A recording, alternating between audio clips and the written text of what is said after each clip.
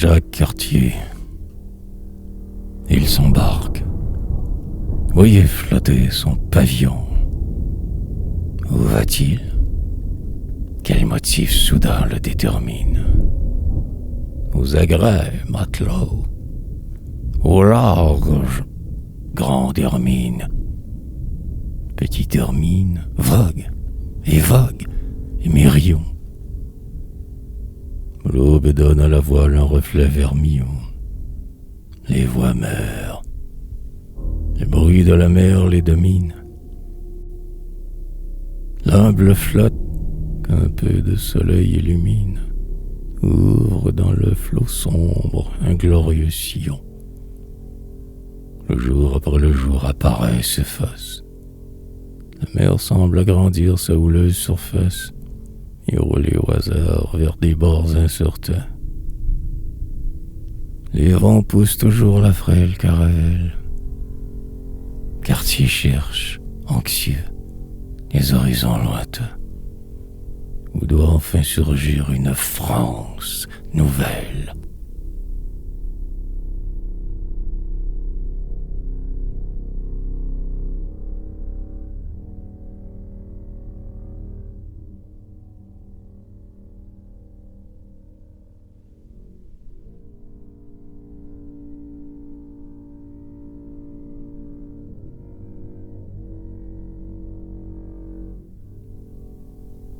Rescouille, déchirez votre chair et, d'un œil réjoui, regardez votre sang s'écouler goutte à goutte. Jeûnez tout un long jour et que pas un ne goûte au chevreuil délicat sous la cendre enfouie. Votre mépris des blancs s'est-il évanoui? Pour les vaincre demain et les mettre en déroute, offrez le chien qui hurle et le râne qui broute. Ainsi, guerrier vaillant, levez à rescouille. À rescouille, le vœu. Prenons l'arc et la flèche. Le sacrifice est prêt. Déjà la flamme lèche le flanc souple du daim que le dieu veut manger. Nos scalpels sont adroits aux larges ciselures. Nos carquois sont remplis. Qu'importe le danger. Allons faire un collier de 1000 chevelures.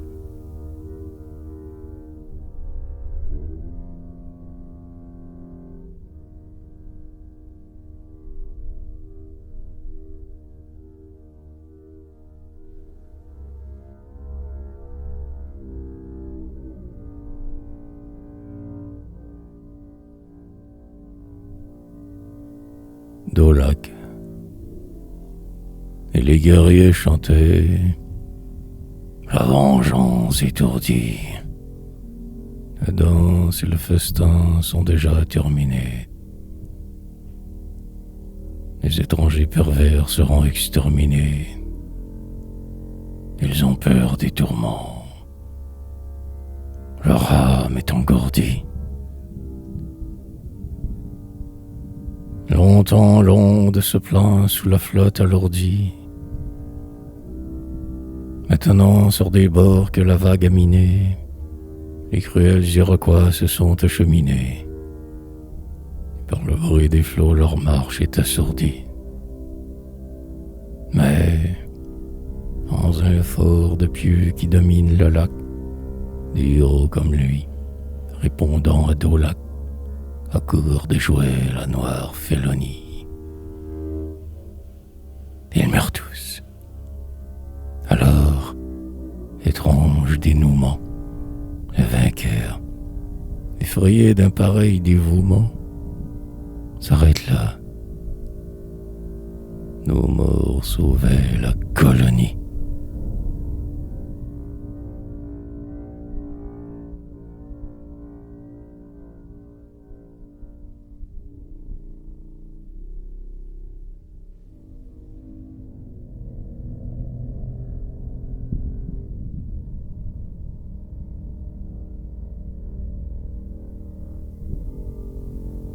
Champlain.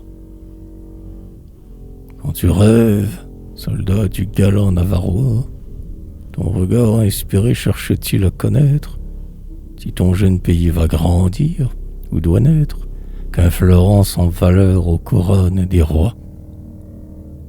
Lis-tu dans l'avenir le triomphe des droits? Vois-tu sourire au ciel la rustique fenêtre et le rocher superbe où ta ville va naître? Sent-il la liberté frémir en ses parois?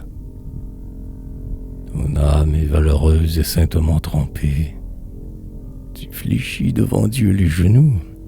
Ton épée soutient l'honneur du trône et le droit chancelant.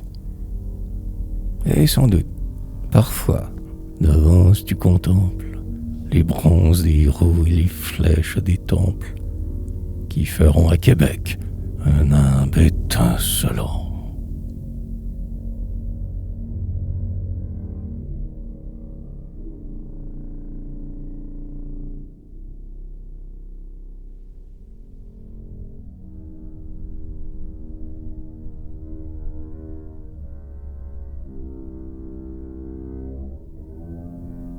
Quel souffle avait passé sur la sombre forêt quand te conçut ta mère en ce hutte d'écorce? D'où venait ton génie, d'où venait ta force? Tu fus donc enfanté par un céleste arrêt. Ton inculte grandeur comme un rêve apparaît. Trouvas-tu dans la gloire une alléchante amorce? Démosthène des bois, où ton âme retorse, fut-elle un jour sensible au sordide intérêt? Ta voix fait retentir les sauvages retraites. Les tribus qui te rusent à nos lois soustraites bondissent aussitôt comme un fougueux torrent. Mais au nom Thio parle des passions fauves. Ceux qui devaient périr, voilà que tu les sauves. Et tu chantes la paix sur ton lutte de mourant.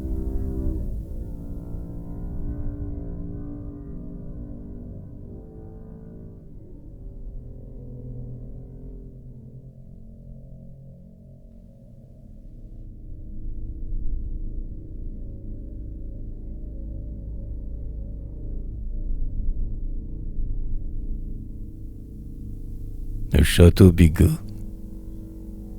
Là-bas, sous des forêts que le sang rougit, Bigot, l'intendant fourbe, eut son petit château. Le vice s'y rendait sans voile ni manteau. On priait le colon de solder les orgies. Les convives semaient sous le feu des bougies. Les oiseaux, plus naïfs, volaient au chapiteau. Le temps a tout broyé comme dans un étau. Deux pans restent debout. Inutile vigie. Loin du wigwam aimé, la fille d'un grand chef, souple comme le jonc, avec un torse d'ambre, y mourut de douleur dans une obscure chambre. Et le soir, quelquefois, on entend de rechef, parmi les gais échos du bois qui l'environne, les sanglots étouffés de la jeune Huronne.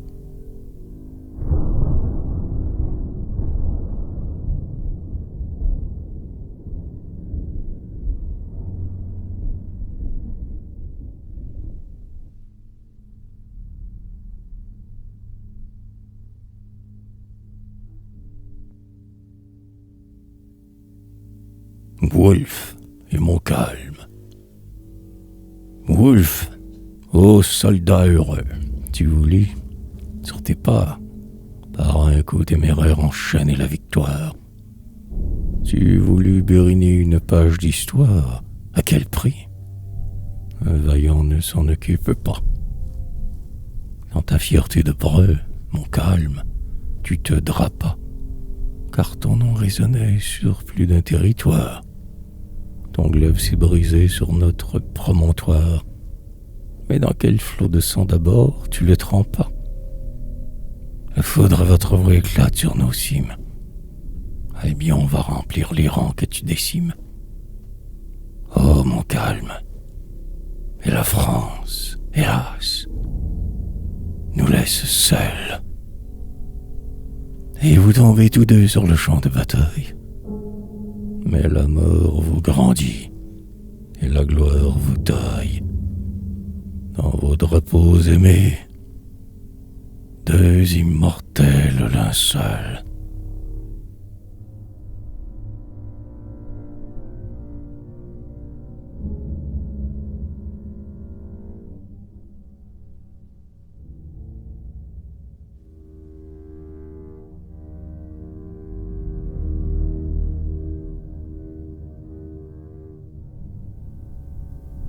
La dernière victoire. Rien ne consolait plus nos âmes alarmées. Nos royautés déchets, ô France, tu le sais, oubliez ces malheurs en d'infâmes excès, quand sonna de nous le clairon des armées. Des phalanges de Prusse étaient encore formées. Livy vengeait l'honneur du vieux drapeau français. Héroïque triomphe, inutile succès. L'Anglais ne rouvrit pas les murailles fermées. Et l'on eût dit qu'un astre, en ce jour décevant, pour s'en aller s'éteindre en la mer du Levant, lentement descendait de notre promontoire. C'était le drapeau blanc qui retournait là-bas, emportant dans ses plis la poudre des combats et ta gloire immortelle. Ô dernière victoire!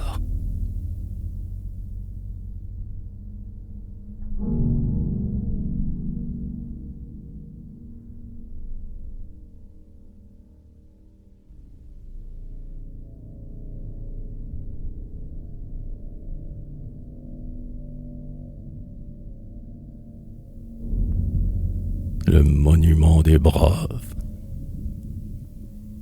C'est le signet qui marque un lugubre épisode. Nos suprêmes combats et nos murs asservis. Et le triomphe avant du valeureux Lévis. Et du vieux drapeau blanc, le douloureux exode. Les gloires du passé, c'est l'immortel rhapsode. Notre grand promontoire, ombré comme un lavis, le porte avec orgueil. Peuple qui te survit, il redit ta vaillance et chante comme une ode.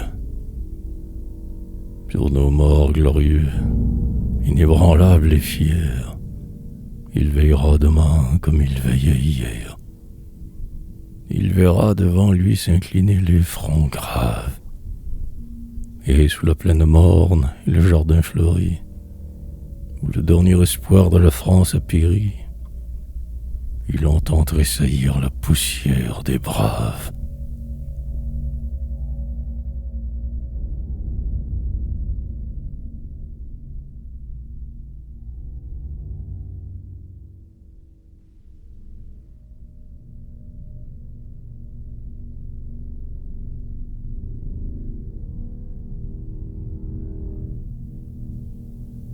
Noir rempart, le drapeau de nos rois y déroula ses plis.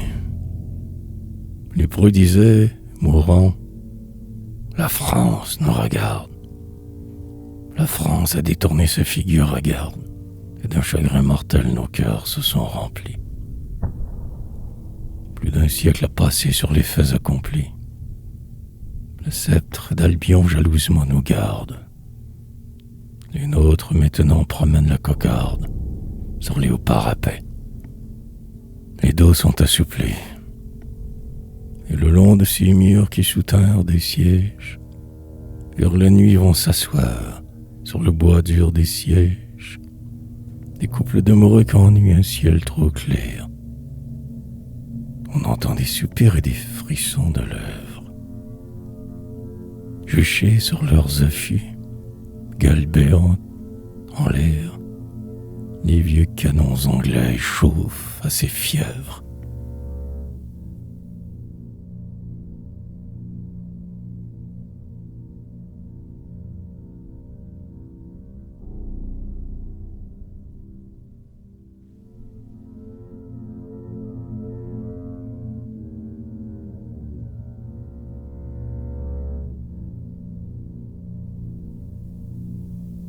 des patriotes de 1837.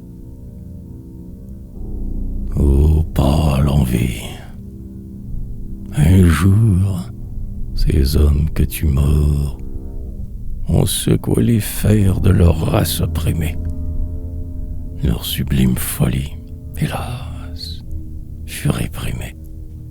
Mais gare au peuple bon qui se souvient des morts.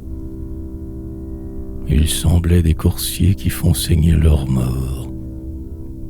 Peuple, ta volonté par eux s'est exprimée.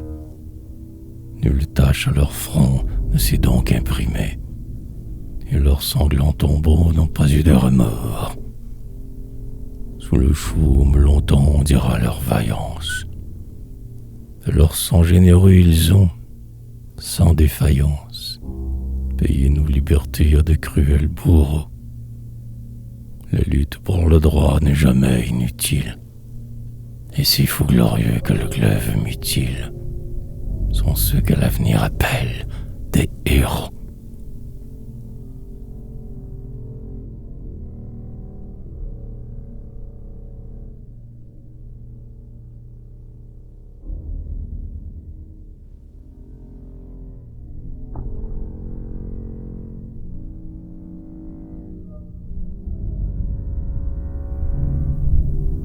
Les échos, le sifflet d'un navire, un tintement de cloche, l'appel de la trompette ou le bruit des canons réveillent des échos dont nous nous étonnons quand l'air est immobile ou que l'orage est proche. Comme sur une eau calme, une pierre ricoche, ils s'en vont, ces échos. Ils redisent des noms qui firent tressaillir le roc où nous planons et qui sont une gloire et peut-être un reproche. Car nous parlons encore, pauvres agonisants, les braves d'autrefois, soldats ou paysans, qui rêvaient follement de voir la délivrance. Mais quand à l'artimon de quelques fiers vaisseaux, tout à coup bat au vent le pavillon de France, c'est du fond de nos cœurs que montent les échos.